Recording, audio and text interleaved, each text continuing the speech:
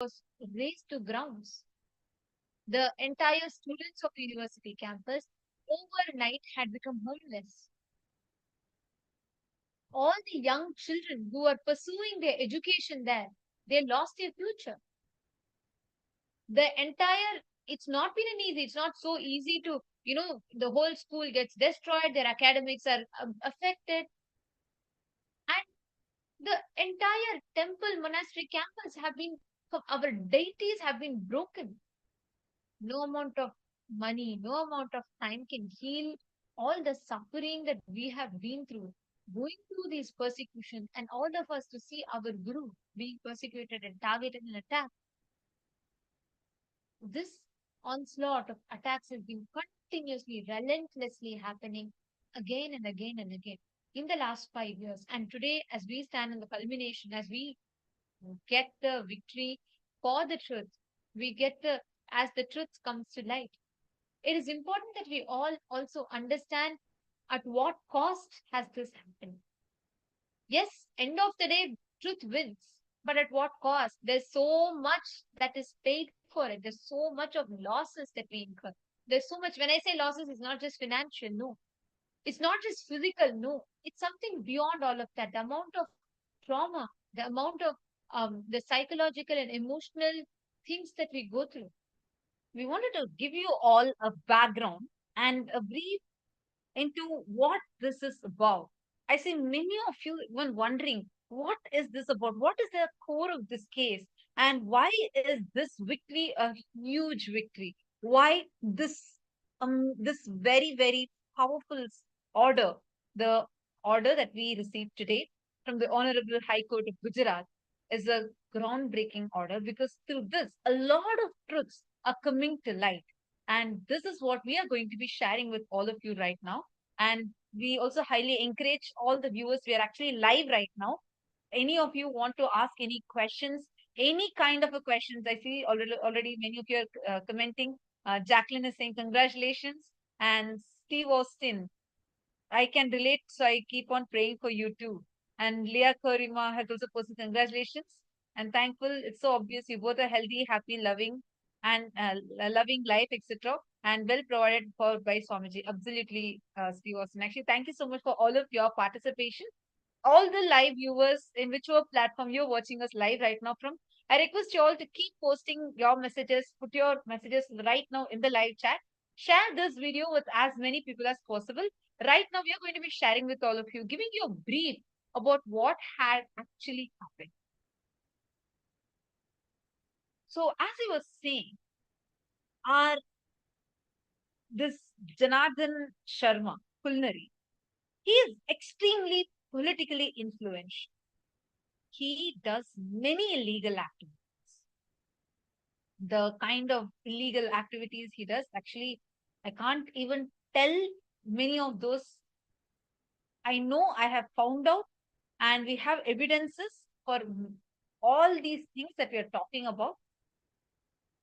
And now the victory of this case brings to light that all these things that we have presented so far is true. We have presented so much of this information, and in our affidavits, in our live videos, he is a misogynistic, misogynistic, anti-Hindu militant who does many illegal things, including but not limited to selling women, young children, drug peddling. He's a drug addict through which he has built a vast network of powerful and corrupt politicians, and has strong ties with the anti-Hindu extremists and the deep state. He has been building this clout and building a huge media network, the anti-Hindu media network. This Kulnari Janardana Sharma is a serial rapist and a serial sexual offender. He is a pedophile who had abused both of us as young children, and we were subject to a very, very traumatic childhood. And we have been through a lot of trauma from a very young age. And actually, it was only when we came to uh, Kailasa's Nithyananda Gurukul monastery campus in the year 2013 was a turning point in our life.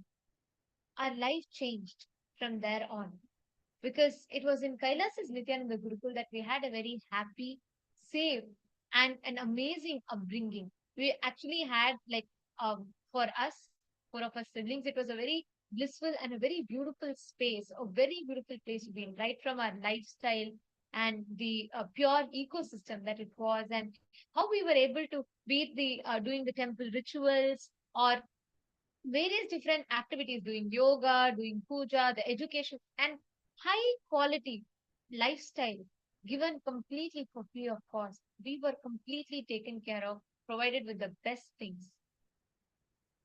And we conducted, it was, we had conducted many programs. We were trained to in various different skill sets, and our life was so blissful in the Adina, in the Kailas's monastery campus.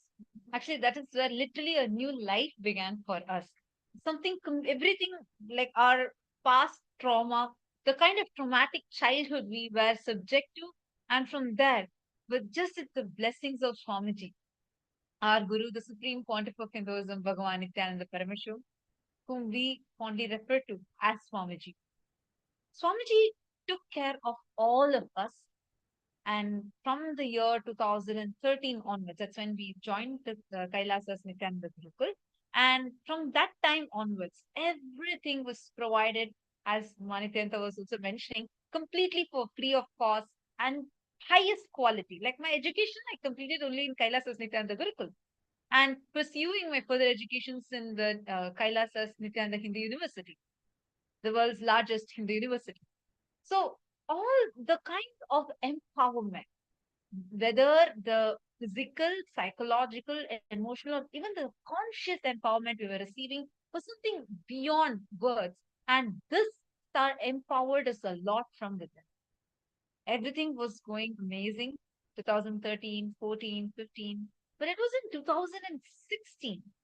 That is when Bhuvneshwari and Janardhan, both of whom came into the monastery under the guard of being community members.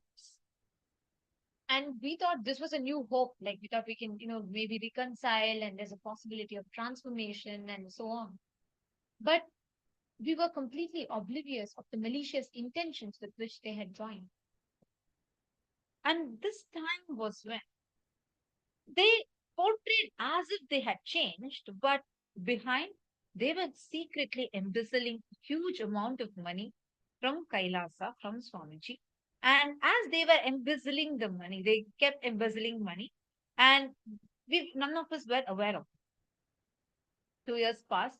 So 2013 till 2018, right? So almost 5, 6 years passed. And 2018, I left from India on 30th of November 2018. I left from India on a world tour. Actually, this is how Swamiji brings us up. Like each child in Kailasa's Nithyananda Gurukul is very powerfully empowered to become world leaders, to become conscious leaders. And we uh, take this mission into various different countries where the Hindu diaspora was. And like that, I was also part of the world tour where I visited different countries, taking this authentic Hinduism that Swamiji was reviving, Supreme Pontiff of Hinduism was reviving to the Hindu diaspora. So I was continuing my world tour, and in this time, when I was continuing my world tour, I think that was the same time when the Yogini Sarangyapitanka started, right?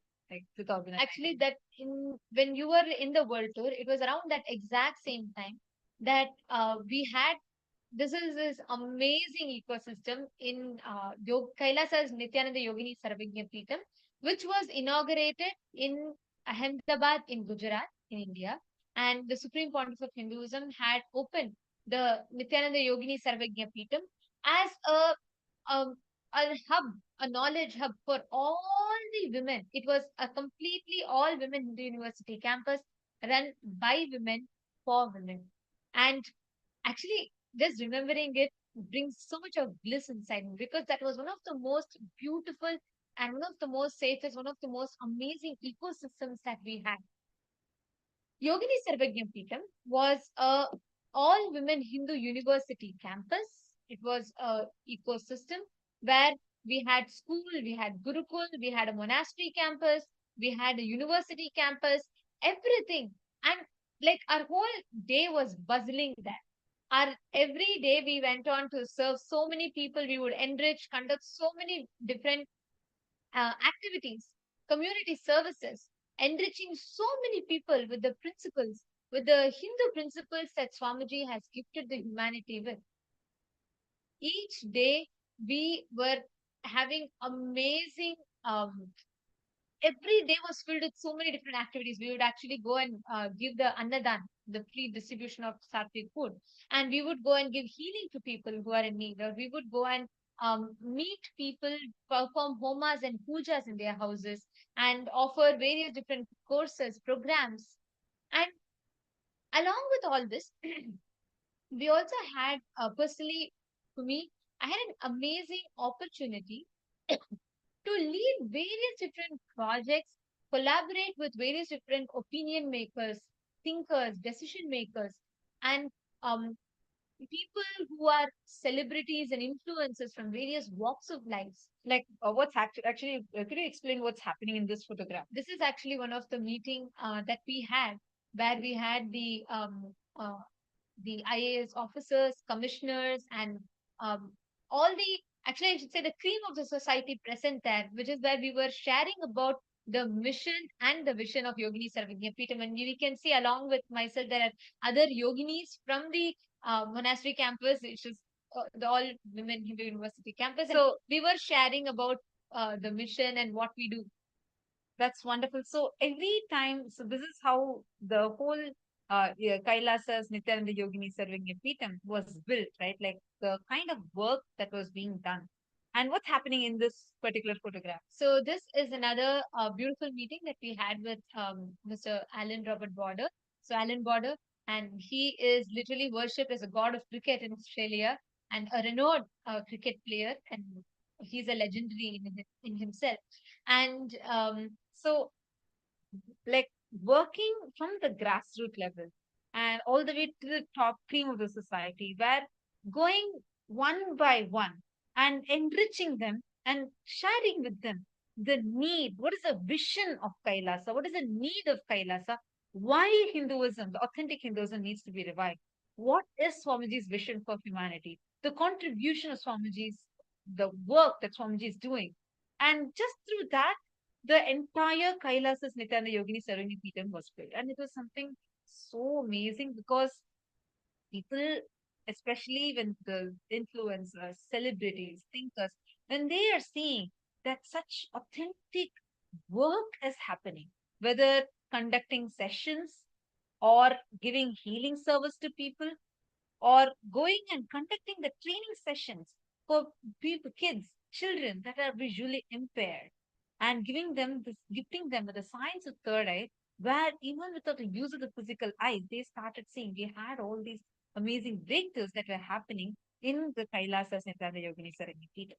So it was during this time actually. So it was completely run by I during this time I was still traveling abroad. I was having world tour after world tour, and you were back in Gujarat during yes, this time. So and how was we it at had that time? we had so many different activities that we used to do, and actually, I'd say we had a very joyful and a very active life there, like with programs, various different things that we do, and it was wonderful throughout that whole time. And that was actually, I would say, one of my most happiest, like one of the most happiest part of my life, because it was then just then that I had even graduated from the Gurukul. I had turned 18 and I had completed my studies, and I actually started um I actually started, going out and being part of various different projects and activities. So it was very, very intense and beautiful life. And I also see many participants, viewers that are commenting here. Nityanandam to all of you. I see Madevi Karani saying, congratulations, smart truth prevails. Thank you so much. And Madhujati has posted saying, I can relate this. Congrats to Swamiji, you sisters, and all Sangha. This is a typical malignant narcissist that culinary is. Absolutely. Actually, this culinary Janardhan is, I mean, I'm going to share with you a lot more details further down, because the kind of crimes that he has committed and why this whole attack happened is what we are going to be sharing in this video. Citing is saying, Kailasa will be great again. Absolutely, with Swamiji's blessings. And it is really what Swamiji has sacrificed, has been sacrificing, and what Swamiji is doing is something, it's just mind boggling and just amazing. Ma Bilasha may hope Nithyanandam, Ma Eva Dasan stand with Dharma and victory is assured.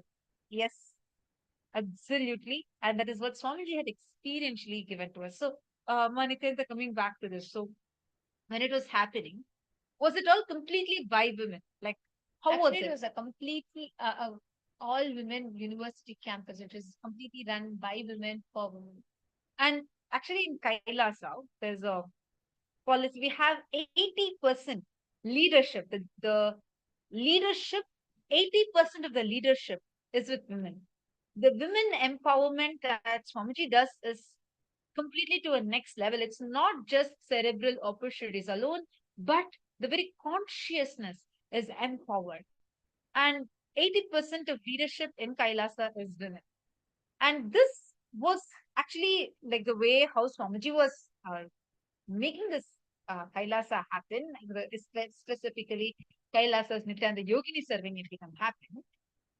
This was a time how one by one, very, very powerfully, Swamiji had transformed the lives of thousands of women. What type of people were there? Like when in Kailasa's Nithyananda Yogini serving it, they'll just call it as YSJP. So it's easier. Uh, what type of people, like people from what all types of backgrounds used to come there, and what all countries you had? We had People there? people from various different parts of the globe, like we had people from Malaysia, China. We had people from Singapore, Mauritius, US, and Europe, UK, and we even had people from Africa. So many different parts of the globe, literally from everywhere. Of course, including India naturally. We had people from all over the place, all over the globe, who had come there to practice and to taste this authentic Hindu lifestyle that Swamiji was reviving there.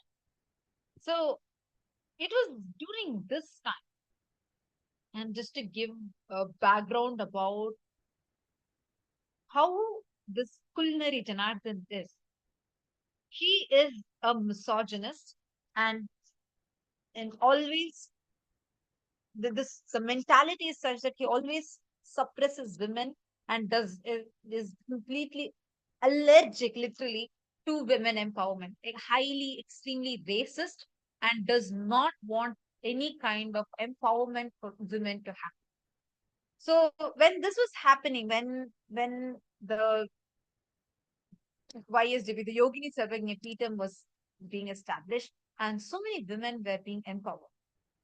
This and there's one more incident together was the main reason why this attack happened. As I was mentioning, I was traveling abroad, I was continuing my world tour, and at that point, while all this was happening, great breakthroughs.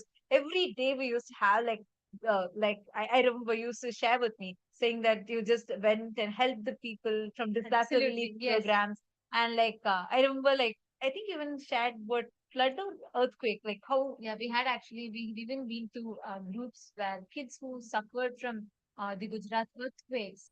And, we had conducted, even we have been to children who are visually impaired and the deaf and dumb children, all of these places. And actually, I have seen, witnessed amazing miracles, transformation, the kind of joy that these people would have when they taste that healing, when they taste that transformation and that experience. And that was phenomenal. So when this was happening, I was traveling abroad, and that's when I was reviewing some bills. That time I found out about the fraudulence that this culinary Janardhan was doing. He was embezzling huge amount of money. He was embezzling directly from Swamiji and Kailasa. Immediately I called and I confronted him. He started, he suddenly started threatening me. First, he tried silencing me, and I said, impossible. And I said, it has to stop now, and I'm going to bring out his crimes to light. I said, I thought he had changed. But no, and I'm going to bring it to light because you're stealing directly from Swamiji, you're stealing from Kailasa. And this period is when he first tried threatening me and silencing me when I was not getting silenced and I was not stopping. He decided to use a completely different tactic. He first stopped responding to my calls, he stopped answering my calls, and he instead decided to use, to weaponize both of us, to use us as response, weaponize the two of us, and to file a false rape charge on Swamiji. Understand, weaponization of women have been used time and again in various. Just see the masters, just in the last 200 years. Study the history of our masters. So many enlightened masters, enlightened beings have been persecuted in the exact same manner. How many of you are aware of this? Weaponization of women has been used as a tool. This is being used as a very, very, very strong tool. And understand, this is not an independent, standalone, isolated incident. If we visit the history of just the last, let's say, 90 years, you will see every Hindu guru is strategically attacked using this exact same method, exact same strategy. All the Hindumisic elements, the anti-Hindu elements, they would isolate the guru, demonize, and they would attack the guru, weaponizing women. If there are some small organizations, they would be labeled as thieves. If they're independent sadhus, they would be labeled as thieves and mob lynched and killed. If it's a huge organization, if it's a bigger group, they will always, always just go back in the history and see. They will always be targeted, persecuted, and a woman disciple will be weaponized to allege some false charges on the guru of rape or any sexual assault, and the guru would be assassinated. And understand, this has been happening time and again. This is not like, as she was just mentioning, this is not at all something like we are thinking. Even our own Sangha people also still believe that, okay, this is happening just to Swamiji. And unfortunately, that's one of the major delusion, or I should say, that's a major setback, because we never realize the kind of the huge volume in which this attack happens. These are not independent, separate incidents. If only when we see that, only when we wake up to that truth, only when we wake up to that reality, we will understand how Swamiji is a personification of um, the the sacrifice of all the gurus who have been persecuted and attacked. He is personifying all of their sacrifice. He is a personification of all of their vision, and Swamiji is working with all that responsibility on himself. And this incident is not a separate one. Time and again, this has been happening persistently, continuously. Gurus have been targeted, attacked, imprisoned. Many of them have been killed many of them have been illegally, unfairly killed in the process. Who all here have seen this? I request you all to take a moment, understand it is very, very important that every single Hindu, every single one of us join here and share. What did you understand? Like, how many of you are able to see through this? How many examples like this are you able to see? Where really our masters have been attacked, have been persecuted using this exact same tactic. Please take a moment. I really request you all to type it in the comment section. It's important that the Hindus wake up to this. Please take a moment and please share this with us. Because here we have a list for all of you. We have a collection of people. We all can see how continuously same tactic again and again and again, accusing of if there's a big organization, falsely file a false rape charge, slap a false rape charge. persecute, and assassinate. This has been used, the weaponization of women and persecution of our Hindu sadhus has been used time and again. We are not talking about what, not just about the colonial past or the Hindu Holocaust that we have been subject to in the past, but the same Holocaust which is continuing till this day. And this same tactic was used on Swamiji. And this time they decided in 2010, when this attack happened, when the first time, when a false, exactly like this, a false rape charge was filed on Swamiji, which the US court had exonerated Swamiji and has given over $500,000 on fine for these people, the people who filed this false complaint. That was such a baseless and ridiculous case. It did not even have any victims. Understand the kind of the ridiculousness, the The same, baselessness, the absolutely. absolute, like it's completely fabricated and it's a propaganda. It's very clear propaganda. And that same tactic was being used over here. They try to make us as pawns for them to execute their plan.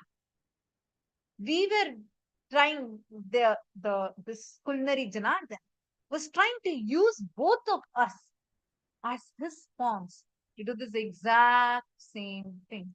He wanted to file a false rape charge on Swamiji and use that. He thought he could use that and blackmail and extort more money, since his plan one of embezzling the money under the pretext of purchases miserably got exposed.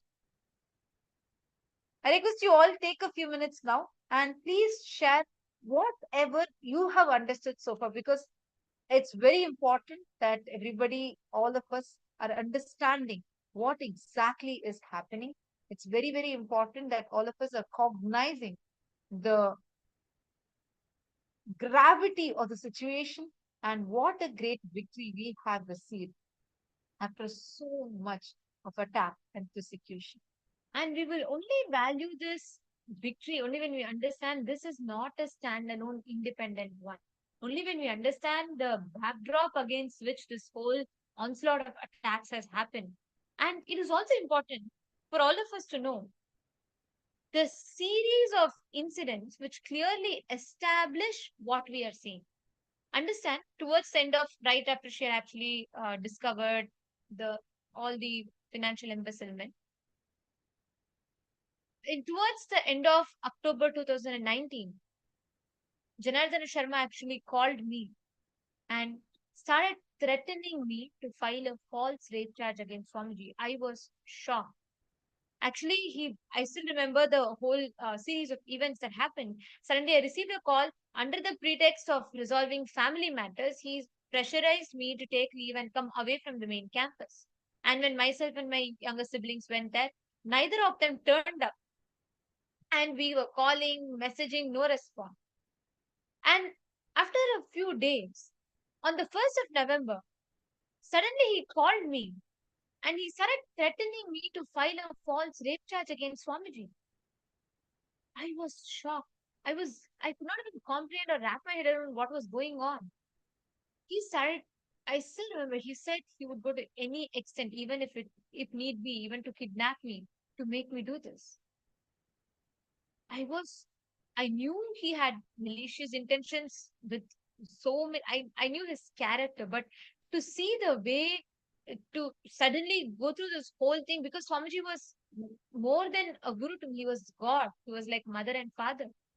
And this entire thing, suddenly receiving this phone call and he was pressurizing me, threatening me, was just too much for me to digest, too much for me to comprehend. Even before I could wrap my head around it, of course, immediately I first clearly refuted. I said, no, I will never do such a thing. After which he went on to start psychologically harassing and threatening me to do. And even as I was just reeling from the shock, at the same time, in matter of just 10 minutes, he had mobilized a group of policemen, media, national media channels, and he used his strong ties with the deep state to gather even politicians and militant groups, every one of them, around 60 to 70 men. And all of them, he took every one of them to the main university campus, and he retaliated in the worst way possible. He went there with the media channel and he started claiming that myself and my younger siblings were in some illegal confinement, and then that we were missing, which is absolutely false because he had asked us to stay in a separate place. In fact, the leave letter that you have handwritten here and given in the 19th of October 2019, that's when he had asked you. That leave letter by itself proves. And not just that, the actually we have even the location. We have various evidences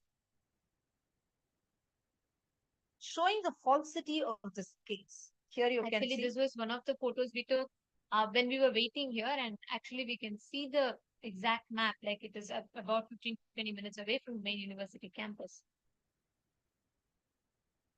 And all of a sudden, so many men. It was. It You was. guys can see they have police, they have media. You can see so many people, politicians, police, media, and you can even see goons.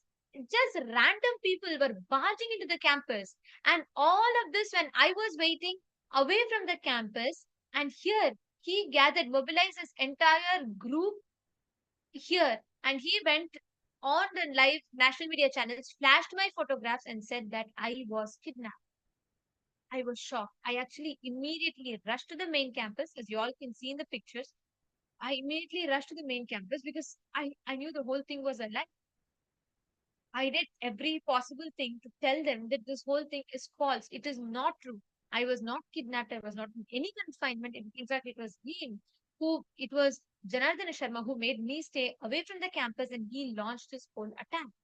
Janardhan, the culinary Janardhan, he is he's actually very, very greedy for money.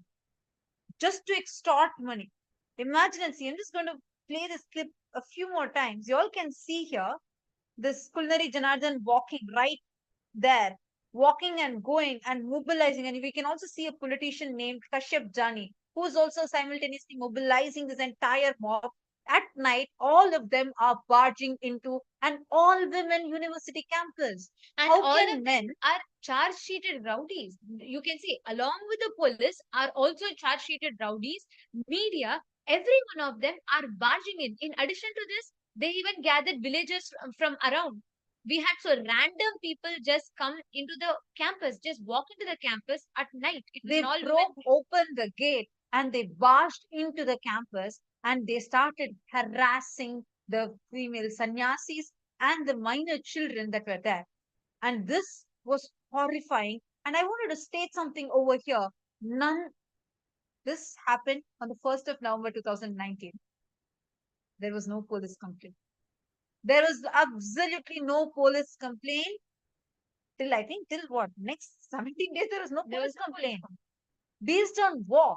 If it was just a family dispute, like how it's being quoted all over the different media channels, if it was really just a family dispute, why would politicians, police, so many deep state elements, rowdies, mercenaries who have crime records on them, how all of them, and including the child welfare committee, suddenly are able to come at one spot in a matter of few minutes, and so many national media channels, state and national media channels, the Hindumisic channels are able to gather over there.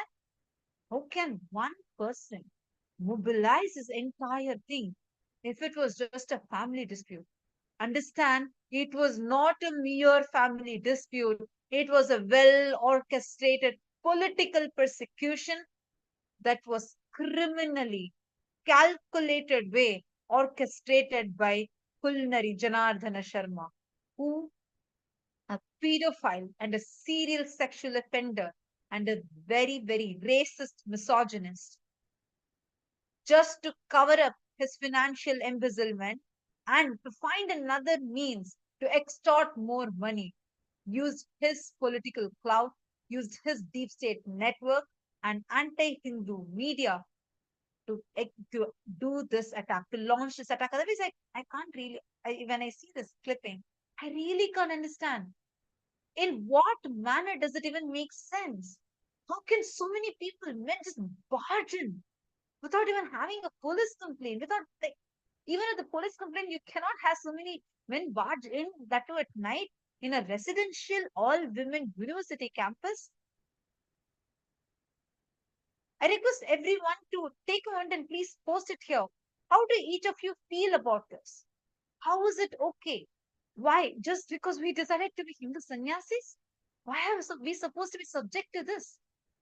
If you look today, right, let's say a Jain monk, a Jain takes monkhood. Media celebrates them, everyone talks about it, people are also proud about it. Let's say a Buddhist takes monkhood. People revere it, people celebrate it. But why is it that when we Hindu women take sannyas, people weaponize us against our gurus? People target our gurus, persecute, attack our gurus using us. If this is a clear planned persecution on the Supreme Pontiff of Hinduism, it's a propaganda. And every bit of it, not just barging in. Actually, right after I saw this, I immediately rushed to the main campus and I met with the police, and almost 6 to 7 hours it went by for me to even get a chance to give a statement in writing. After that also, it still continued. I had hours of pleading them. Continuously, I was being forced and threatened, not just by the police, even by the charge sheeted rowdies and the media and so many people that were there. Continuously, they were all pressurizing me, threatening me to be handed over back to both of them. I mean, I continuously begged them. I still remember it was just too much for me to even comprehend. And as all of these were happening, I am here. I mean, I'm in front of all of them, the media, in front of the police, in front of everyone. And I'm telling, I am here. I am not kidnapped. I'm a major. I'm an adult. And out of my free will, I have chosen this path of sannyas to live with Swamiji and to live with Kailasa. As I am telling, my pictures are being flashed in the media, and they're everyone, left, right, and center, they're all sharing it everywhere on the media saying I was kidnapped. How so ridiculous? How so baseless? How so frivolous is this? Why is it that when we are stating the fact, when we are stating the truth, we have been continuously from day one? I have given my statement in writing. I met with the police. I have given my statement in writing, but nobody published it.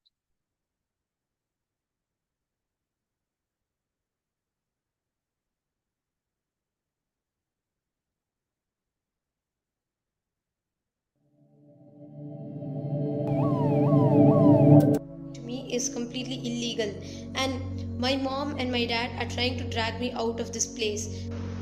They've literally been trying to kidnap me away. अगर नंदिता के लिए जरूरत पड़ी तो यहाँ पे ये आश्रम भी जलाना पड़े तो जला देंगे हम यहाँ से जला देंगे. It was around the month of October 29. My father one day called me, forced me to get leave, saying that he wants to resolve some family issues, and he made myself, my younger siblings, 2 younger siblings, come to a campus which is located a little away from our main university campus in Gujarat. And all the 3 of us, myself and my 2 younger siblings, we went there and were waiting there for them to come. Long time went by, but neither my father nor my mother turned up, and they neither answered my calls, messages, nothing. There was no communication from them further.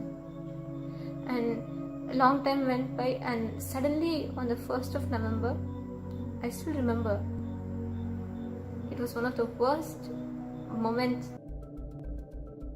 I got a call from my father, and I still remember I picked up the call.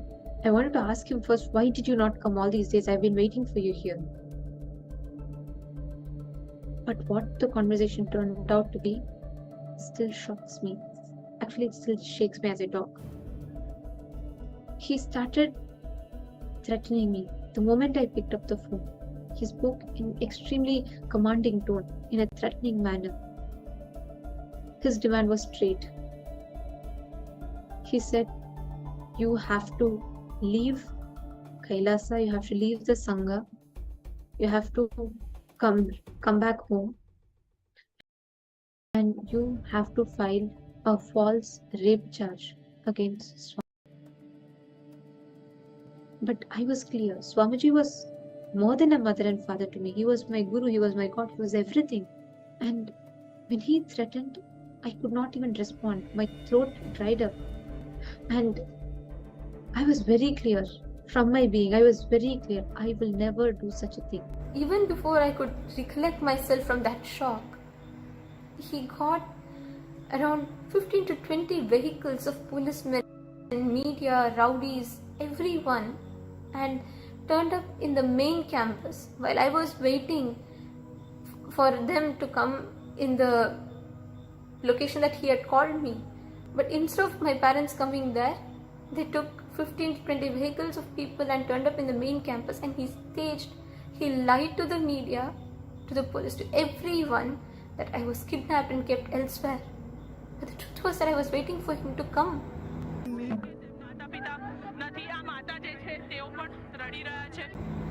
I was shocked. Around 8 hours, the policemen, media, everyone were pressurizing me, threatening me to go back to my parents. Nithyananda, I just wanted to tell all of you that it is 12:30 in the night and still we are struggling to send that group of men out of the campus. It is around 7-8 hours that the group of men have been here. They've literally been trying to kidnap me away from here. It was like all the media, they were all flashing their cameras on me, and there were 50 to 60 men around. I had no idea what was happening. They were harassing even the other female sister monks who were staying there in the university campus. They all threatened me, forced me that I have to go back to my parents, despite me telling no, I do not want to go back. I was afraid. My father was forcing me to do something which I did not want to do. It was extremely painful. It was one of the worst moments of my life. I didn't want to. I wanted to be with Swamiji. I wanted to live the path of sannyas.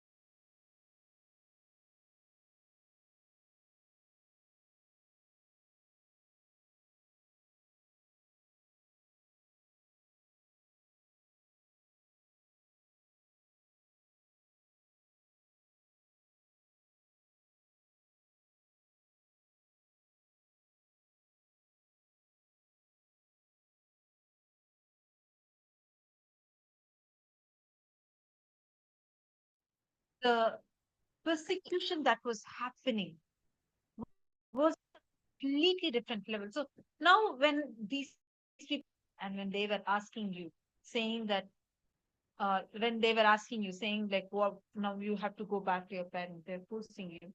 What did you do? Actually, it was, I continuously, and like I had just shared in this video, you can see this video was shot when the um, amount of emotional trauma, like what I went through it was just too much to handle, because continuously they were pressurizing for almost 6 to 7 hours. I was being forced, pressurized, and then I actually met with the police. I went to them. I gave my statement in writing saying that I do not want to meet I do not want to go back to either of them, both Janardhan Sharma or Bhuvaneshwari. I do not want to go back to them. And I gave my statement in writing to them. And I realized it's no more safe for me to be there. And I decided to come back. I decided to come out of India and join with her. I decided to come and be with her. And that is when I traveled to where she was.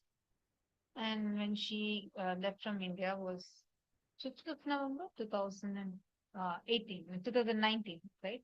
So this after 5th, it was 5th of November 2019.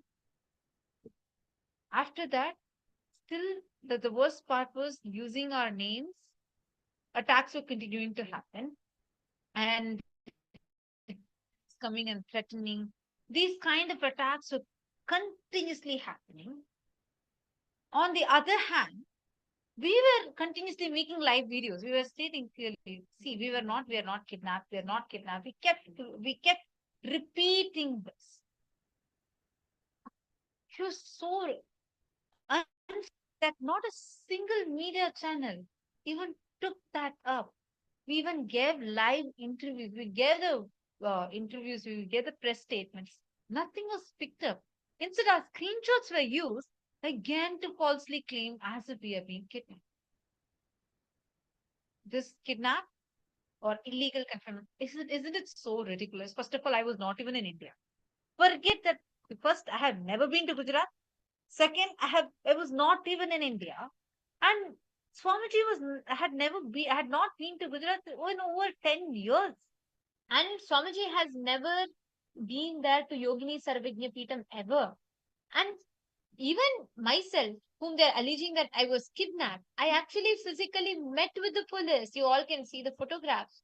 I almost 7 to 12 hours. I literally spent telling the police that I'm not intending to go back to either of them. And I had given my statement clearly in writing as well. I mean, anyone who is in, if anyone is kidnapped or confined, who would have the freedom to go? You can see me here. Actually, I was sitting here, I was talking, I spent hours to them. In fact, I was telling them it's other way around. I was continuously telling, I even made a video statement after it, telling that I'm afraid that they would both the Kulnari Janardhan and Bhuvaneshwari would kidnap me just to make me fulfill their malicious intentions. Their motto was very clear. Understand, this was not even a family dispute where he was trying to cover up for his financial embezzlement. No.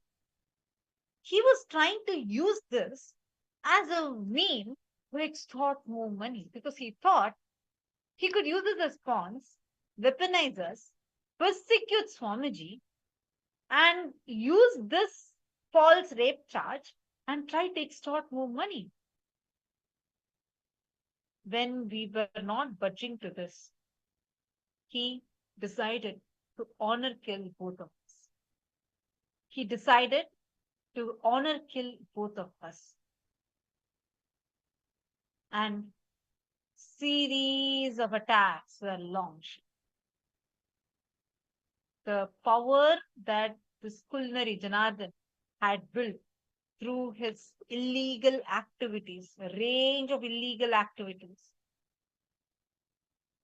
It was, imagine, just see this. How can one person immediately have so much news, being false news, fake news, being publicized in all the media handles, state level, local channels and national channels? How at that time? It was very, very evident that this was not any mere family dispute, but a very clearly well orchestrated political persecution against the supreme pontiff of Hinduism. This was very evident. On the 16th of November 2019, it was like 11 days after you left, right? 11 days after she left from India,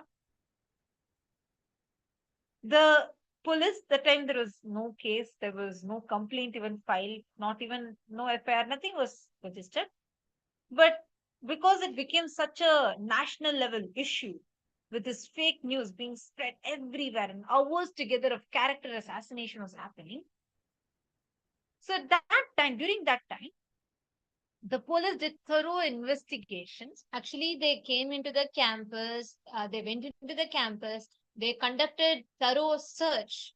Lot of times there were different groups of people, and police themselves had also gone and conducted thorough search through the campus, after which the police, clearly being thoroughly satisfied that everything was clear, there was nothing illegal, and there was no sort of any kind of illegal activities happening, they declared a clean sheet. They declared, they said that there is nothing suspicious or there's nothing illegal happening here, and they closed the case and declared a clean sheet. You all can see here, this is a screenshot of this exact video where the police officer can be very clearly seen declaring a clean sheet where he said clearly that this entire complaint is baseless. There's no evidence for it. And by seeing all, after doing thorough investigation and interrogations, they are closing this file and there is absolutely no case in this. So this is what they gave it, saying that this is a clean sheet that they are giving. This was on 16th of November 2019. Actually, we felt thankfully that, oh God, this is over. So we thought everything is over. Less than 24 hours. Less than 24 hours. This closed file was reopened because of the power, the deep state connections, a very strong network of atheistic, racist, anti-Hindu forces that this culinary Janardhan was directly connected to, which he built by doing drug peddling and various other illegal activities. That, using that power, he reopened the case. Less than 24 hours. This news, even now you can go and see, Google and see, this news is out on all the national televisions, state-owned televisions everywhere, where the police are clearly saying that declaring the clean sheet and closing the case within less than 24 hours. How can this case reopen again? And this time, a false habeas corpus petition was filed, falsely portraying both of us as victims who are illegally confined in the state of Gujarat. This was after us clearly submitting our travel documents, and we were coming live every single day, like doing this every day, almost every single day. We have come hours of, actually we have been continuously in calls, in contact with the police. We had continuously spoken to them.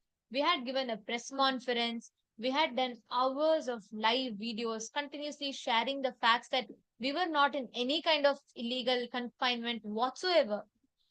But one of the most ridiculous part of this whole thing is, while we were continuously coming on live, our clips used to be used on all the media channels, and they used to claim that we are kidnapped. They used to continue claiming that we are kidnapped.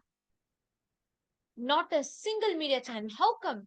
When the same media is able to publish all the false news on the grounds of fair journalism, they should have published our part of the story, let alone publishing the truth. That's the least to expect. Even to have the basic both sides of the story published was not done. Our side, what we were saying, was not picked up by any media channels. We were continuously saying we are not kidnapped. The visuals were used, our pictures were used, but everywhere they called us the kidnapped girls. You should understand, it is not just being called kidnapped, but the repercussions of it. So many places we saw using us, using our names, weaponizing us. The Supreme Pontiff of Hinduism was attacked. All the media channels, everywhere, they were calling Swamiji all sorts of names and they were abusing Swamiji. Understand, this was like That's even now for me, I just cannot take the pain of it. They used to, this Kulnari Janardhan, every day he used to go on the social media platforms, live television, like so many medias. He used to abuse Swamiji like anything. Blatant lies. And the worst is, even though we show the evidences, we'll keep requesting the media channels. We send our evidences to them. We give live every single day saying that, look, what that Kulnari Janardhan is saying is lie. Here are the evidences. Please publish them. What he's saying is very targeted. This was targeted on Swamiji, the Supreme Pontiff of Hinduism, in a very clear motive to persecute, persecuting the entire community, persecuting Kailasa, and to make sure the revival of Kailasa is not happening. This was the motto. It was very, very evident. There is actually no interest or intention for the so-called daughters, which is both of us, to be brought back. That was not even the case. That was not even true. In fact, actually, when the incident she was narrating on the 1st of November, where the attack had happened, where the men had barged in, and this Kulnari was also there, this Kulnari Janardhan, he was also there, and mobilizing the entire network that he had brought in there. I just wanted to tell one thing. He was flashing our photos all over the media. He was flashing our photos saying, oh, I'm not able to reach them. They're illegally confined. They're illegally confined. At the same time, I was in jail at that time, and I was really busy trying to reach him. I was seeing it on live news, and I was shocked by this whole incident. I was calling him. He kept ignoring my calls. I could see him ignore my calls on live. He ignored, he cut, and I tried to WhatsApp, Messenger, I tried through multiple platforms. He kept declining. At the same time, he's blatantly lying on the media, falsely claiming that I'm confined, and that is the reason why he's not able to reach me. This was like, I have no words to say. This was a worst way. The whole law, everything was being manipulated, used as a weapon, and the entire community, moreover, Swamiji, the Supreme Pontiff of Hinduism, was being attacked. Our voices, how many our live shows we did every day, morning, evening, we'll come do the live videos, continuously telling them, assuring them, saying that, look, we are safe. We are not kidnapped. We are not any sort of kidnapped victims. And we'll even ask them, do we ever look like that? We are not. And what they're claiming as this kidnapped victims is completely false. In fact, I'm actually going to play a very short clipping of one of the videos of Nithyananda that was recorded, and where she went live during the same And time. I'm here with all of you sharing today just to assure and ensure that all of you know that I am completely safe and I am on my own free will, have been traveling. And I wanted to make this clear because all of you would have seen that for the past few days, continuously, there are so many multiple media channels and multiple newspapers and so many different people that have started to claim that I have been kidnapped and I'm kept somewhere else. And there are so many other false news that's been going around. And I would just like to clarify myself again that I'm completely safe and I have been traveling continuously on my own free will.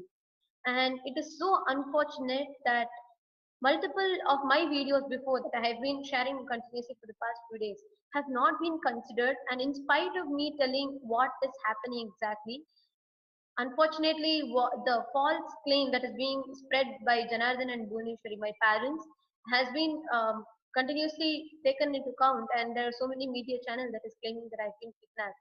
And I just want to clarify that I am traveling because of the stress that is being created. Because as a 19-year-old, I don't want to put myself through the stress of having to face media, having to face so many people for a no mistake of mine, and I have chosen to live my life. And there are so many false claims that both of my parents have been spreading around continuously, and just to keep myself safe and just of not wanting to meet them or not wanting to put myself into that stress and that torture again and again is why I have chosen to travel and out of my own free will.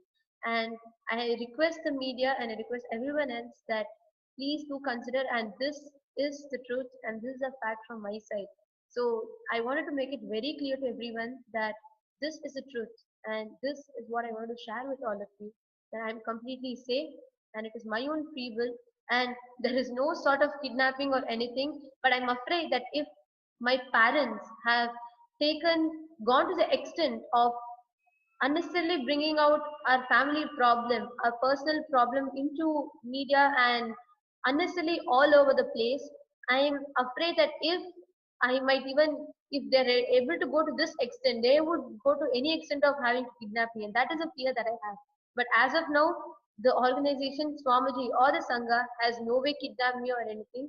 But I am traveling and I am on travel now, and I have chosen to take a break from all the stress that my parents have been putting me through. And this is what I wanted to tell all of you, and I wanted to assure all of you and all the media channels. Thank you, Nithyananda.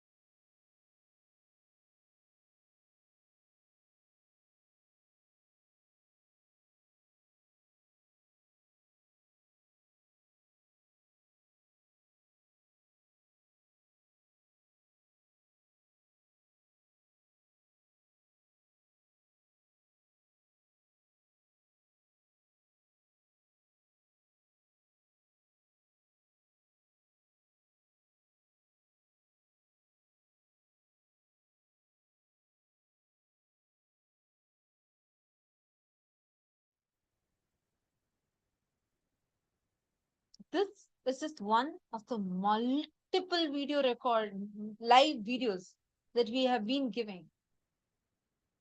Last 5 years, literally every single day, like this, we came, we assured, we said that, look, we are not kidnapped. And we also provided the evidences. We was filed multiple affidavits. We came, provided evidences, read out our affidavits in live. But situation was not changing. Instead, it was becoming worse, worse, and worse. I see more and more comments coming. Milind Tamhaneya, Nithyanandam. You see, all political leaders and their cronies from Gujarat committed horrendous crimes on women monks, Gurukul children, and destroyed Kailasa. When will they pay for their sins? And Milind Tamhaneya, the anti-Hindu elements, the deep state elements, a very strong network, and one of the key players in it is the Skulnari Janardhan. Even to this day, these criminals are roaming free. Like how they try to weaponize us and try to persecute. And not just that, they went and harassed so many of the sister sannyasis in the Yogini Sarvanya Peetham, the all-women university campus. Those criminals are still roaming around free. If they need to go behind the bars, we need to act up. I humbly request each one of you that are here, please take a moment and share this information. This just today's landmark order needs to reach out to people, because this establishes clearly how all that till now, whatever we have been presenting along with evidences that the Hindu Holocaust is real. It is happening even now. It is true. It is true. Ma Durjati is saying it was well planned in advance, I think. Absolutely. Otherwise, the entire thing was orchestrated, very well calculated and orchestrated. At a time, go ahead. At a time, in multiple places that have happened. At how otherwise? At the same time, all the media handles will post this. How come? Mike B was saying Guruji is here, Guruji is God, and he has come to human beings to enlighten us, and let us not disturb him and let him do the job of a God. Mike, yeah, I do understand your feeling, I do understand your sentiment, and it is very important that we take this to the world. Even now, please take a moment, share this. This has to be shared.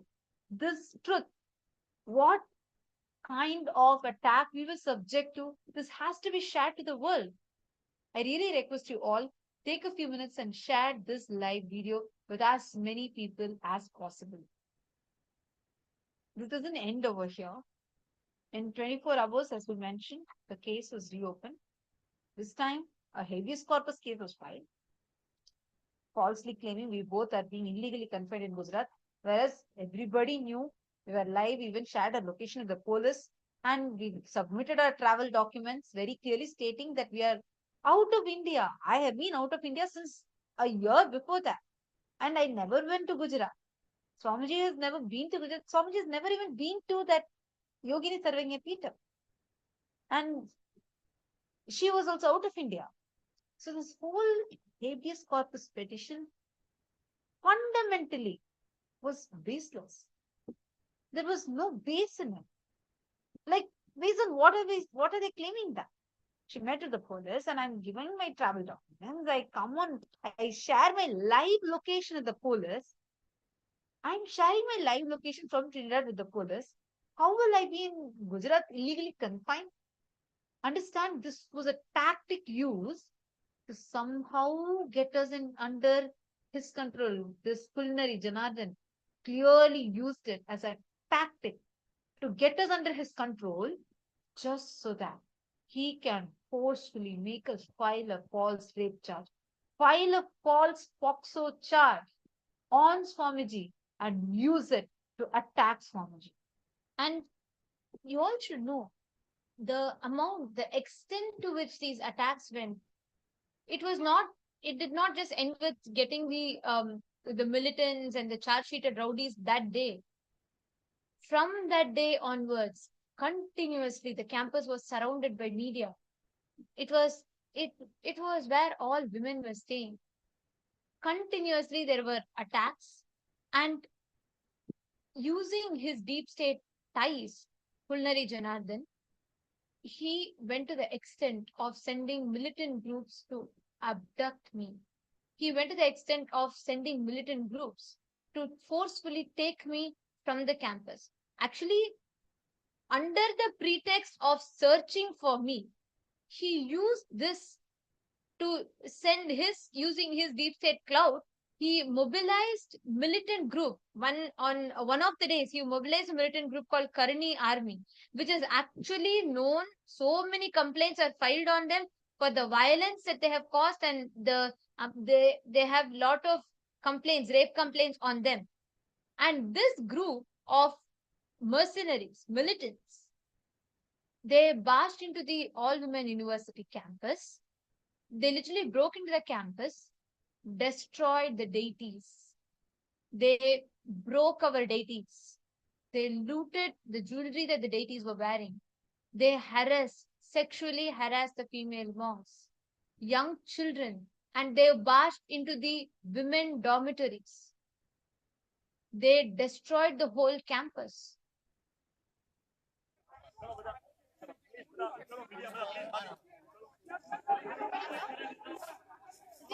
So as you can see, we have more than 30 to 40 media men from all the media and random rowdies who have just barged into our campus. It's a completely female campus with young children. adolescents here with no permission from our campus. They have just barged in, shooting everything on our campus without permission. Not ready to listen to any of us. All we are saying is we'll answer your questions, stand outside our campus, but they've just barged in and they're all over the campus and we have had no control.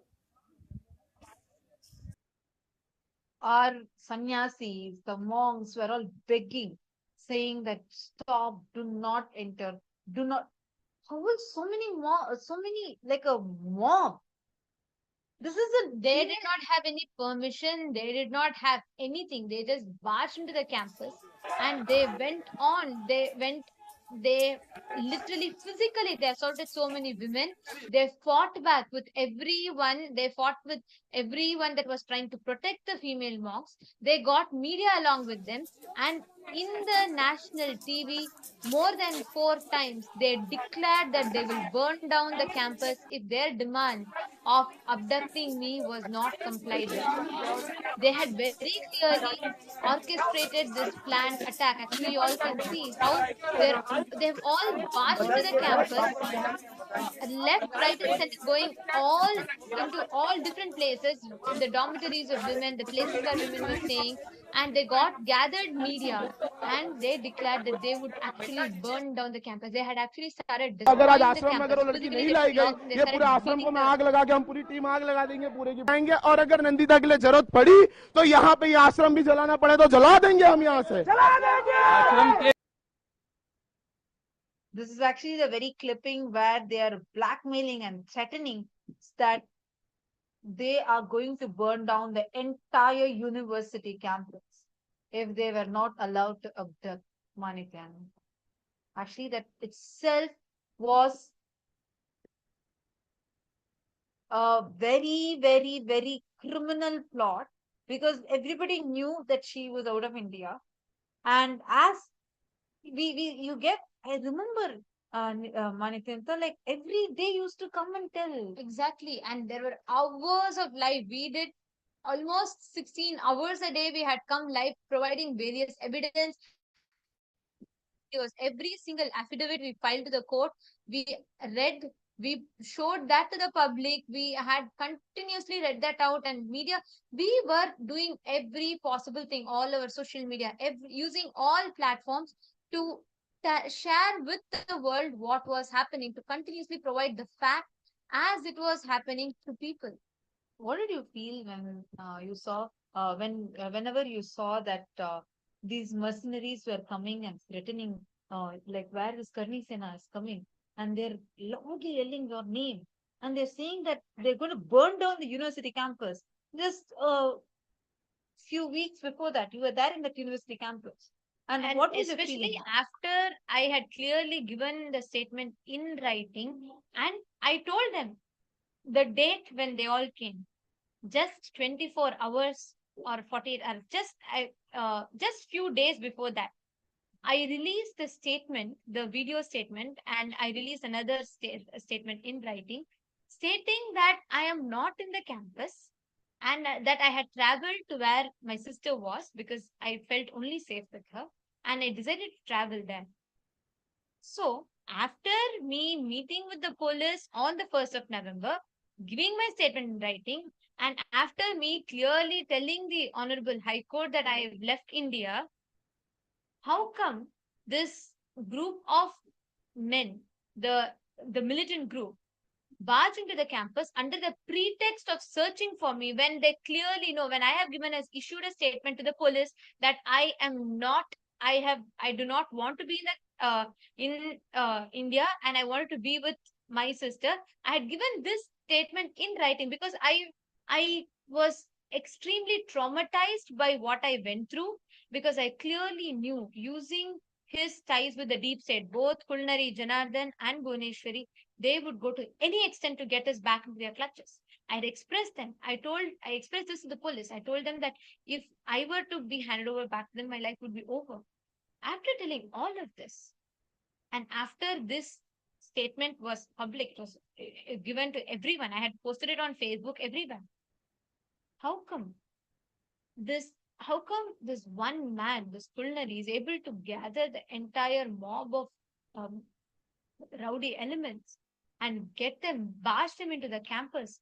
And nobody asked them if their intention was searching for me. Why did they come with logs and sticks? Why did they break down? They broke, they broke deities. They walked into our temple campuses with slippers. They harassed the female monks. There are multiple videos, that live videos were continuously being uploaded, where the women monks pleaded for help because they were helpless. You all can see here. This is them. This is the head of the militant group who was peeping into the women dormitory.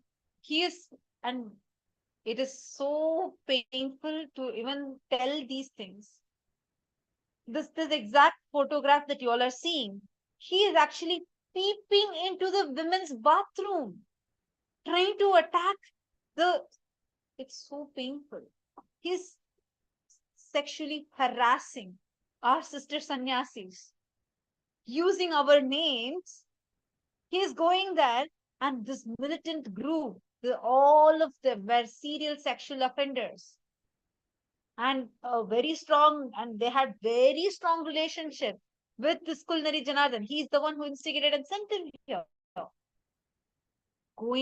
Barging into the women's rooms, dormitories, bathrooms, and harassing them.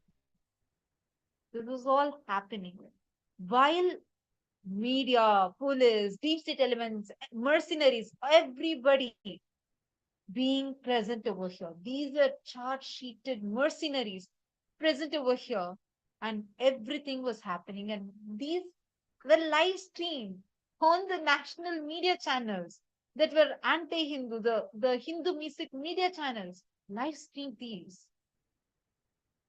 How is this in any way equal to a family dispute? No, it is not. This was 100% a clear anti-Hindu political persecution targeted directly on Supreme Pontiff of Hinduism, only to stop his revival of Kailasa, because they saw the work Swamiji was doing and how this Yogini Sarvajñapīఠam was flowering, and like anything. especially in a very short span of time, the amount of difference, the service, already many communities living around were starting to benefit from this. We had Ratha Yatras, we had so many things that were organized. People started recognizing, understanding, and connecting to it, which is what these Hinduisic elements could not handle. It did not just end here. It went to the extent, single-handedly. Just if you see the events that unfolded in just a matter of days, you will understand the amount of power, influence, and deep state ties this Kulnari Janardhan had. Single-handedly was able to bring down the entire monastery campus. All of you should know. Right after these militant groups barged in, immediately the female monks went and sought protection. And within just a matter of few days, under the pretext of checking the welfare of the children and of the female monks, we had people come into the campus, and I will never forget this. It still pains me a lot when I listen to my young sister monks, young children, when they share their painful experiences, because just a short span of time after this, Kulnari Janardhan, using his connections, got the CWC officials, the so-called Child Welfare Committee officials, to come into the campus. And as per law, any interrogation for a child, minor, or women cannot happen after sunset. But this group came into the campus during the late night. All the children were woken up from the middle of their sleep. No teachers were allowed. None of the parents were allowed to be with the children. And actually, the CWC officials had locked up the parents and all the teachers in another room. And they said they wanted to interrogate the children. They took all the young kids to a room and they asked intimidating, I should say vulgar, disgusting questions to young children. They were asked, I do not even want, it is disgraceful for me to even utter those questions again. Extremely vulgar questions, and it doesn't just end here. It was so painful for me when I watched the video where one of the children, one of the young sister monk of mine, she cried on the video telling morphed deepfake videos of the Supreme Pontiff of Hindus, the mock Swamijis, being showed to her continuously, and they pressurized her to tell that this was true. They tried pressurizing this kid, saying, "Don't be with Swamiji, this is what he is."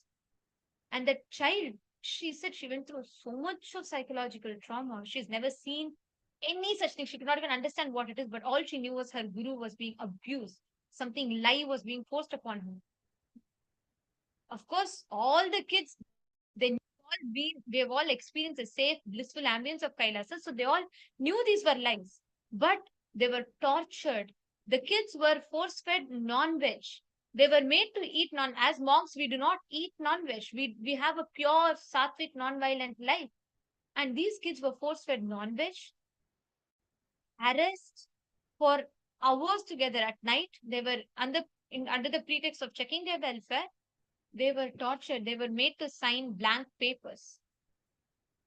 It was only after these parents who were traumatized seeing what the children were going through, they had even filed complaint on to the Honorable High Court, expressing the kind of trauma that they went through, seeing that what their children were being subject to.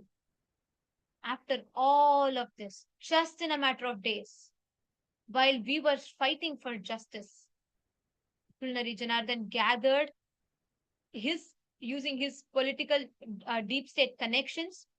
He razed down the entire all women Hindu university campus to grounds. There was no legal there was no legal order, nothing.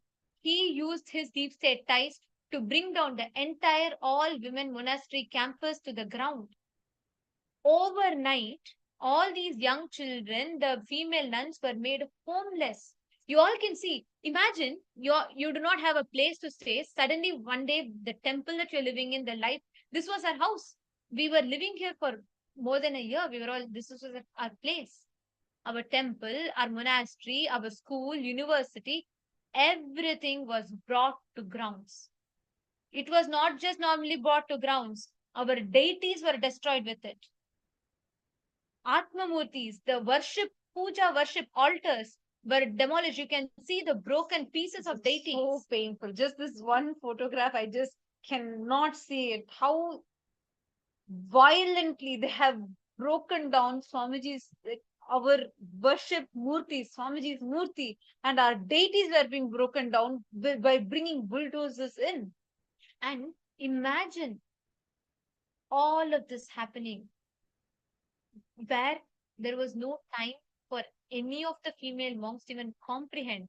And do you know, during this whole time, all the devices of the female monks were confiscated. They did not have access to even reach out to people for help. Overnight, they were made homeless. All of them had to carry their bags. They grabbed all the deities as much as possible. When I say they, I mean the female monks, the sister sannyasis, they grabbed as many deities as possible, tried to protect them, tried to take it to safety. And they were literally standing outside the campus, waiting, nowhere to go. All the bags, deities, everything outside the campus. And in front of them, the entire monastery campus was being destroyed to grounds. The worst part of this, none of us knew what was going on. Who barged into the campus? Who were these people? Who got the bulldozers? Who got these random mercenaries and militants to barge in? Who gave them the permission? Nothing. They just walked into the campus and they were all led by this Kulnari Janardhan and they destroyed the entire campus. And till this day, what all that they went through, justice is not served. 5 years have passed. But who's responsible? Who will heal? Who will attend to the pain, the suffering that all these young children went through? Who will heal the pain and suffering that all of us went through and are going through, seeing how our guru is being abused? This is Swamiji's Atmamurti that was violently being broken. These were all done with the intention to criminally intimidate and hurt us, to psychologically break, so that someone from this team will come forward will fall for their, will get broken with these tactics, and they wanted to use us, any of us, to fulfill their malicious intentions. Each of these were done to psychologically break both of us, so that's something we used to continuously during this whole time. Kulnari, Janardhan, and Bhuvaneshwari used to continuously come on live and say, now come, now come. They used to try to break us. They said, if you don't come with this, they were blackmailing that they would go to any extent. We were in, I cannot still fathom, or even to revisit that back is so painful. Today, yes, I have received the justice, but at what cost? In the suffering, only I know the suffering I went through to see overnight how all my sister monks were made homeless.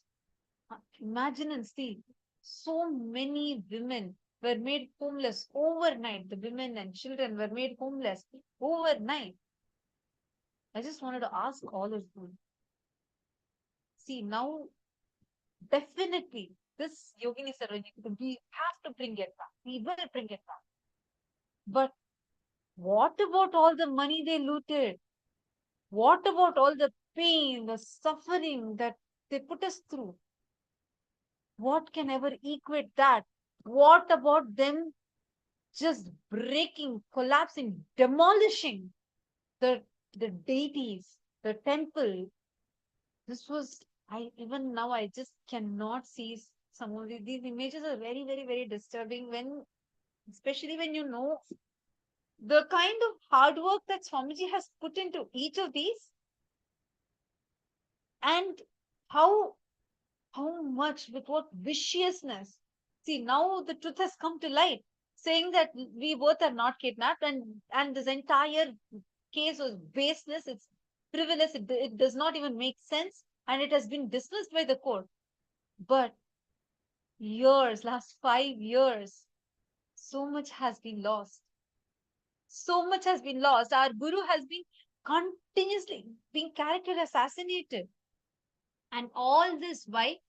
Because we refuse to comply with the malicious, Hindu-phobic, criminal intention of Kulnari Janardhan. He went and he managed to gather his clout to go to any extent, targeting and attacking the supreme pontiff of Hinduism. While this was all happening in India, where we were traveling, we were continuously giving our coming live, and we were continuously available through social media platforms. Immediately, he had hacked into all of our social media platforms. You can see here, this is my Instagram, my Facebook, wherever I used to be available to people. Actually, I used to continuously, every day we were posting photos, we were posting on, we were coming live, we used to tell people, and we were sharing what we were doing because we want to clarify. This was our key instrument. That time we did not have any other means. And he immediately completely hacked into our profiles. I woke up one day morning seeing abusive tweets about Swamiji on my social media platforms. I was shocked. I could not even understand what was going on. Then I saw suddenly in my Instagram, it would say someone from Chennai is logging in. While I am in Trinidad, someone from Chennai is logging in into my Instagram. And suddenly another day I would receive a notification someone from Mumbai is logging in. I did not understand what was going on. My social media accounts were hacked. I had no medium, no platform, no way to communicate to people. Each of these was not something easy to go through. Continuously, our locations were being tracked. We did our best, both of us, with whatever we had. Despite all of this, we did our best to continuously comply with all the court orders. Continuously we filed the affidavits. We had all of these affidavits attested and notarized, and we kept filing. And every single time, the media would trace our locations, and our locations will be published on newspapers. You all can see the photographs. Continuously, it would be next day, it would be in headlines. They would say, missing sisters, missing sisters. We will keep telling. We would have just given a statement that we're not missing, we're out of our own free will. You can see here, continuously saying which country we are in, from what place, every single time, not once or not twice. You can see places from Virginia or Trinidad and Tobago. Every single place that we went to, they would trace, they would track, and that locations would be leaked to the public. And when I say leaked, all of you also should understand what we mean by that. Like immediately after that, we would start receiving threatening calls. People would say, enough of being there, come, and we know how to get you, we are watching you, we know where you are, we'll come and take you if you don't come by yourself. We used to get such calls, threatening messages. This what what we have been subject to for the last 5 years, just for one reason, for refusing to fall into the be a part of the propaganda, the persecution against the Supreme Pontiff of Hinduism. We are being we were being used as pawns. We were being used as the weapons to attack the Supreme Pontiff of Hinduism. This entire persecution is not a standalone family dispute. This is a persecution, a targeted attack on the Supreme Pontiff of Hinduism. You all can see here, whenever we come live, whenever we are coming on live social media videos and a live program, you can see here, this was a live where we are revealing about, like, this is where I was exposing what this culinary Janardhan was doing. And immediately he started abusing me, cyberbullying both of us, and slut shaming us on media channels and on social media. You all can see the kind of abusive comments that he has been posting. And all the while maintaining a completely hypocritical, a very vicious, cunning face, portraying as if he was caring. How come one side Janardhan, this culinary Janardhan was posting in this manner, and one more side going and portraying as if he was not able to contact us?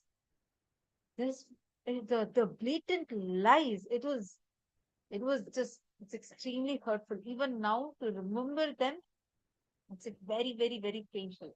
And not just that, here is the affidavit that the culinary Janardhan submitted to the court. And here is the highlight of that affidavit. It very clearly says he wanted our dead bodies to be submitted to him.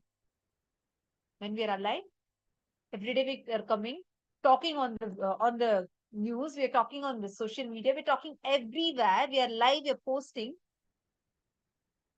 The moment he submitted this affidavit, simultaneously at the same time, we had mercenaries, charge-sheeted mercenaries that were following us. He had reached even outside the borders of India. They were after our lives. It was a narrow escape that we even survived those attacks. And to continuously break us psychologically, they had used all the resources, they had used all the possibilities. Even as they were tracking us, as they were harassing us while we were traveling, on the other hand, they even had two innocent female monks arrested, Manitya Pranapriyananda and Manitya Priyatatvananda.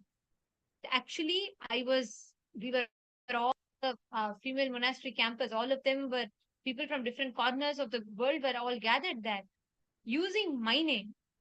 And both of them had no sort of connection with any of this. Neither Ma Pranapriya nor Ma Pretatva. What issues I was facing, nothing.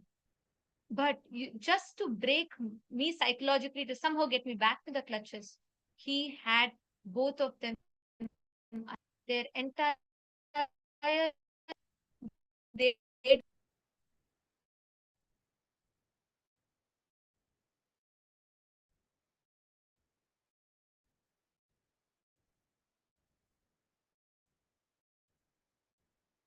as women.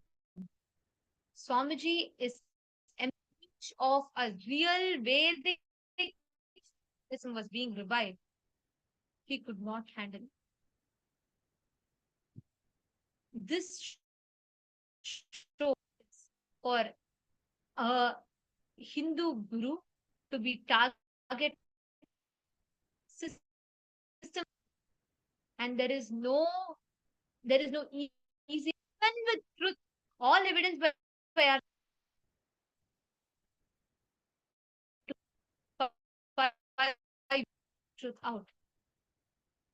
And it was not just we were subject to a baseless and a very malicious blue corner notice, actually on 5th of Jan 2020, based on the adhering to the High Court orders. We were presenting ourselves, we were traveling to present ourselves in the nearest Indian embassy. So as we were traveling to that location, in the transit airport, actually, Kulnari Janardhan tracked our location, and the moment, and he exactly even knew to such an extent, he knew where we were transiting, he knew our transit airport. He tracked us to that extent.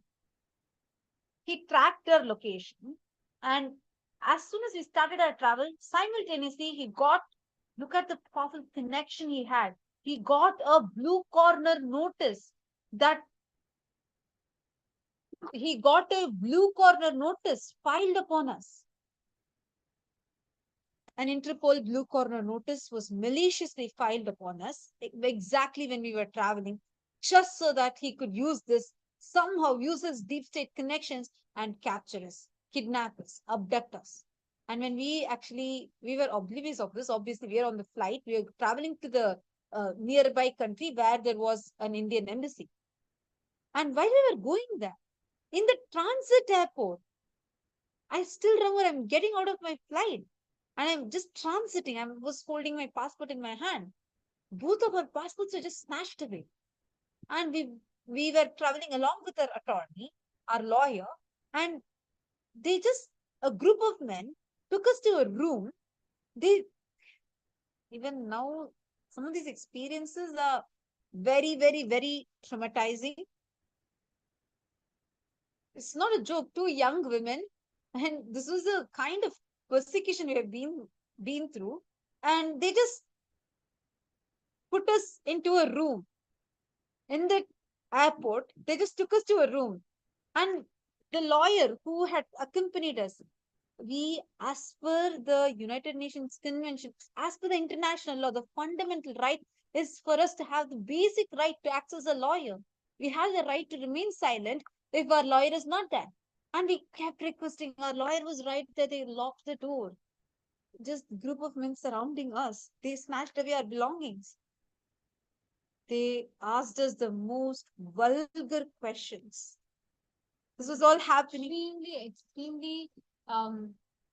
Extremely intruding and extremely violating, I would say. I don't know how to even die. It is just, even now I can't go back to that situation.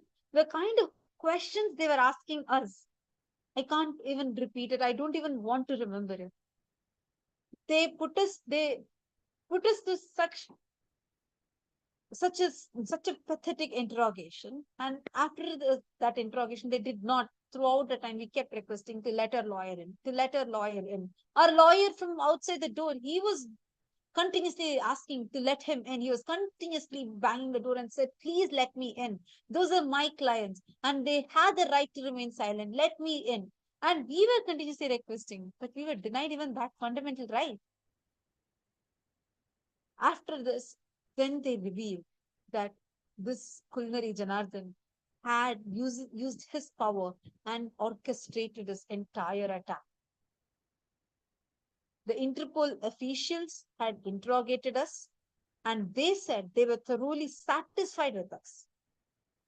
After which, we also provided a written appeal to the Interpol.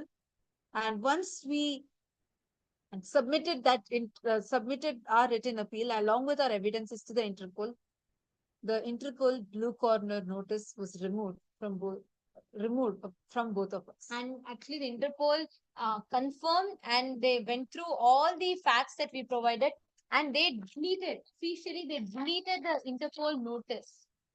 But one thing here is To what extent he must have had the connection that he was able to track which airport we were going, which was a transit location, and exactly in the time that we were transiting, our passports were snatched from us.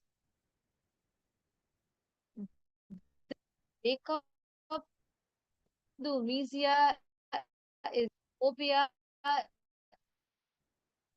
Yes, filled with joy as I, the truth has come to light. Honorable High Court of Gujarat, the baseless habeas corpus petition.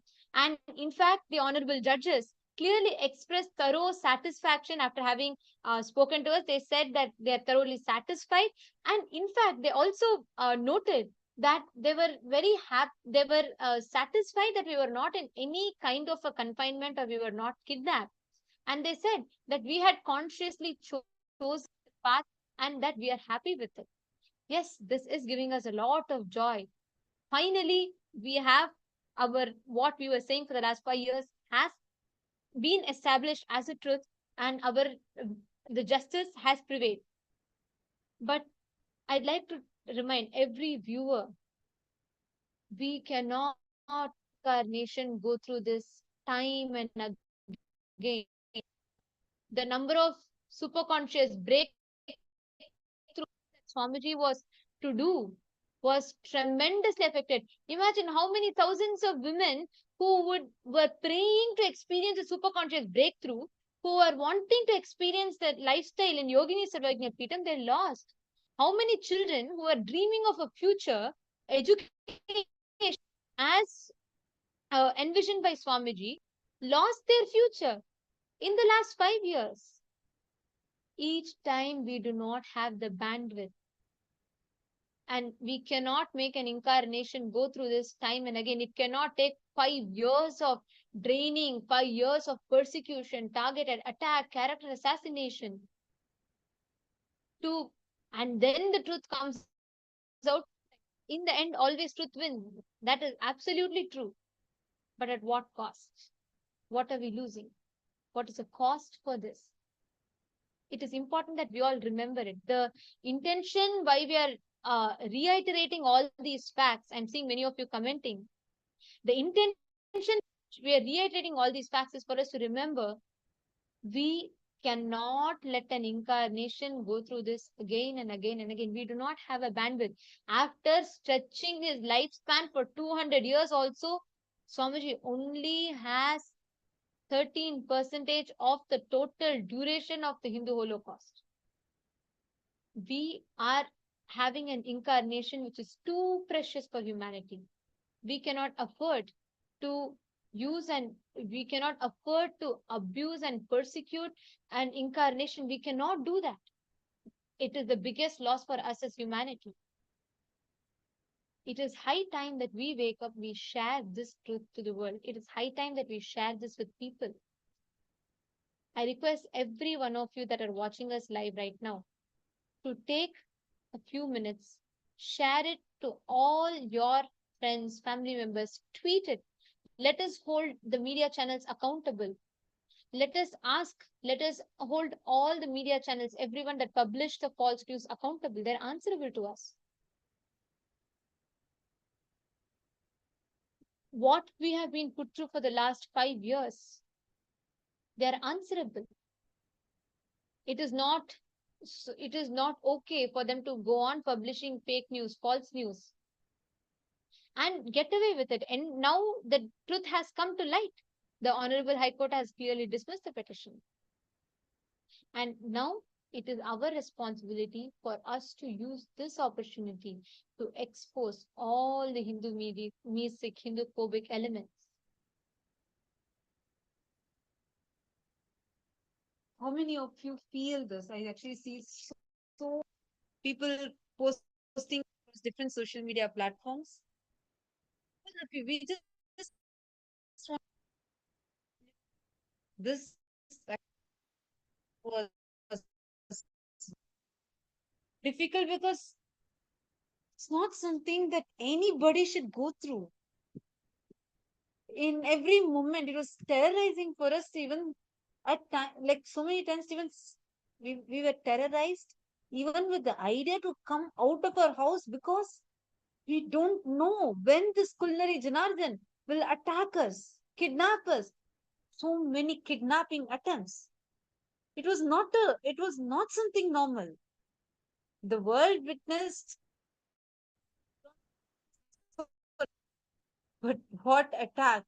Even at least in the pandemic, or if we were in lockdown, it was it was not that your life was under threat, but for us, the last 5 years, our lives were under threat at the hands of this pedophile culinary Janardhan and his wife Bhuvaneshwari. Our lives were under threat. They came on live media channels and threatened us. They even said that they will kill us. They will throw us into mental asylum. These were spoken outrageously on the media channels, And national media channel. national media channels. We could not do anything about it. How much ever we tried. But understand, right now, with the grace and blessings of Swami, once again, the justice has prevailed. We had a grand victory today. The justice has prevailed. But it is too important that this truth is told to everyone.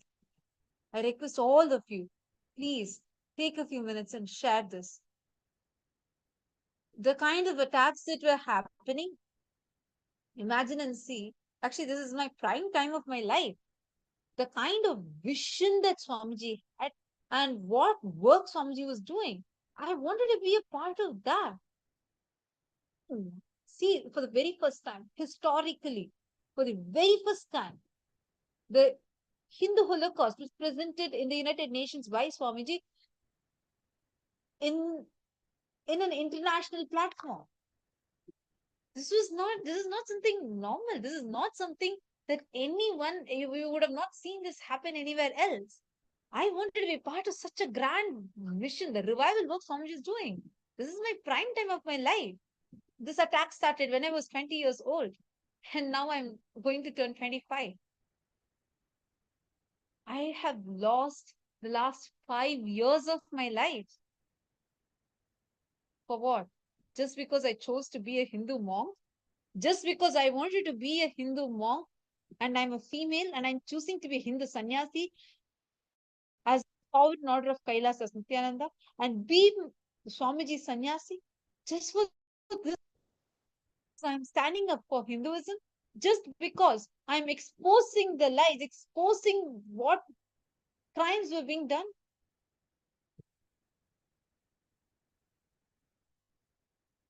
The attacks, I just have no words.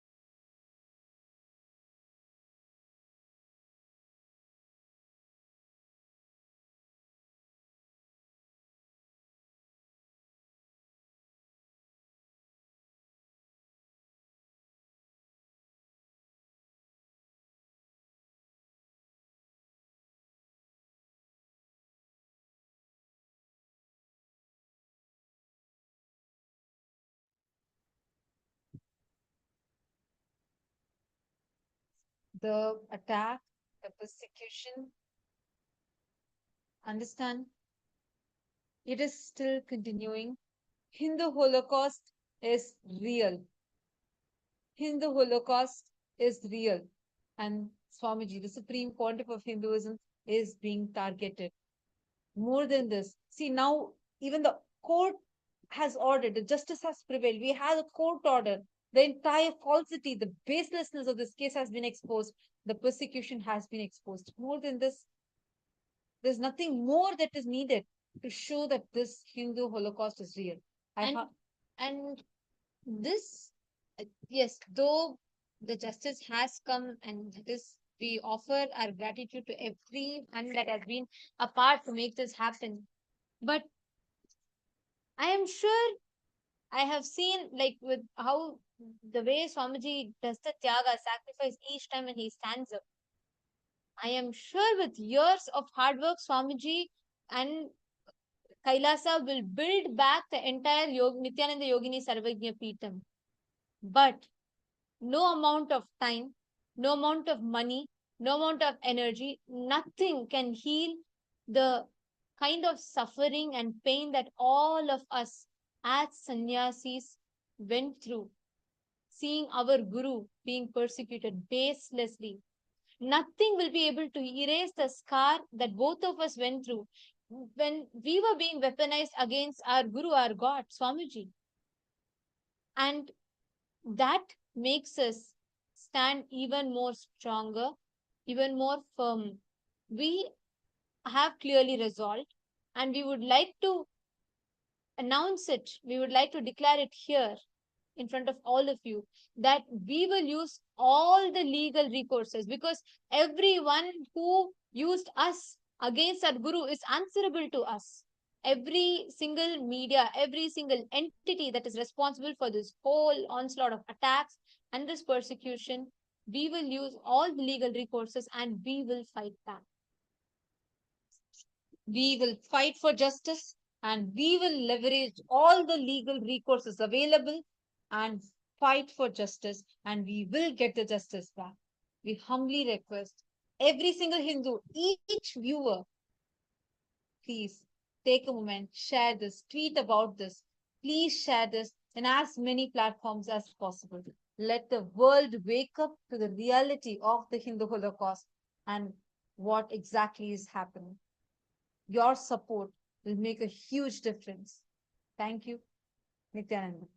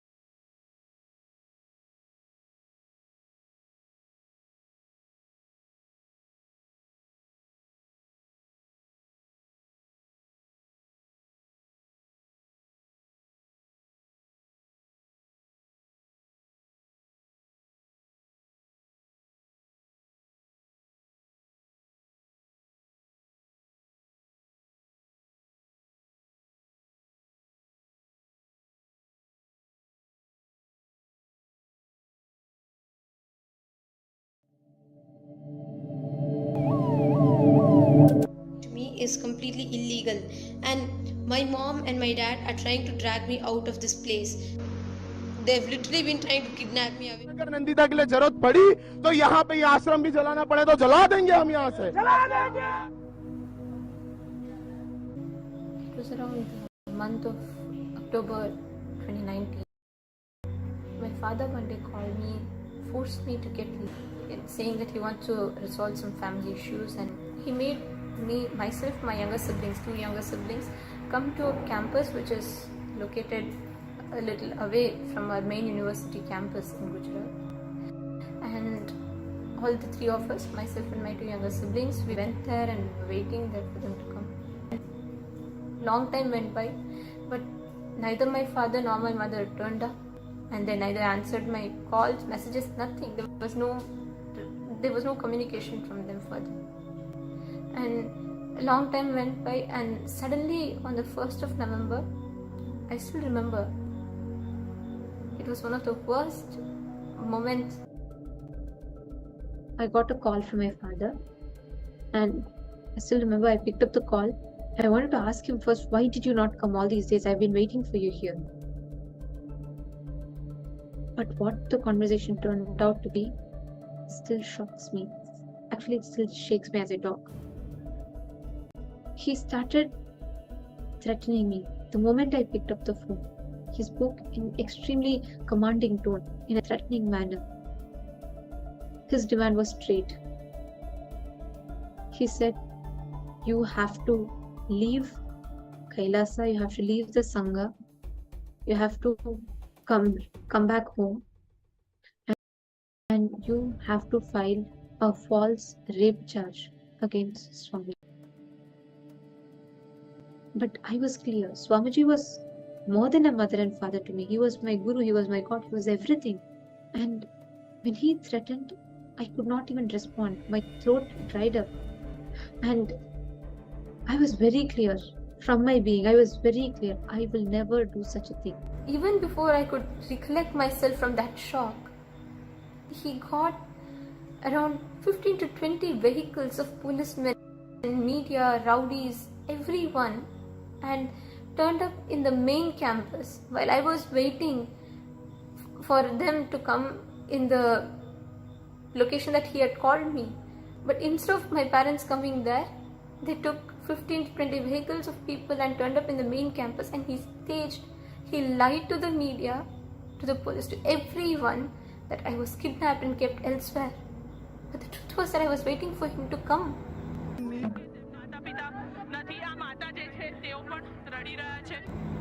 I was shocked. Around 8 hours, the policemen, media, everyone were pressurizing me, threatening me to go back to my parents. Nithyananda, I just wanted to tell all of you that it is 12:30 in the night, and still we are struggling to send that group of men out of the campus. It is around 7-8 hours that the group of men have been here. They've literally been trying to kidnap me away from here. It was like all the media, they were all flashing their cameras on me, and there were 50 to 60 men around. I had no idea what was happening. They were harassing even the other female sister monks who were staying there in the university campus.